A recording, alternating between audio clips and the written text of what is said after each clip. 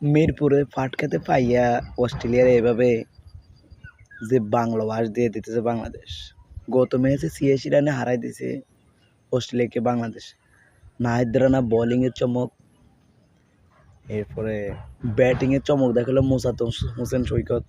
দীর্ঘ ৪ বছর পর দলে ফিরে ৮৬ রান ব্যাটিংয়ে করলো, আবার ২ উইকেটও সে পেয়ে গেল।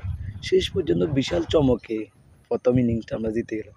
এখন দ্বিতীয় ইনিংস আজকে ১৮৭ রানের টার্গেট দিল অস্ট্রেলিয়া, তাও ৪২ ওভার খেলে ৮ উইকেট হারিয়ে গেছে তাদের। অতটা ভালো করতে পারতেছে না তারা। কোনো এক সময় ভারতের বড় দাদা বাবুরা হয়েছে অস্ট্রেলিয়া, বাংলাদেশের মিরপুরের পাট খেতে এসে তারা হাঁটুর কাপ ছুটে যাইতেছে। পারবে কি আজকে বাংলাদেশের ম্যাচটা জিততে? অলরেডি ১ উইকেট চলে গেছে বাংলাদেশের।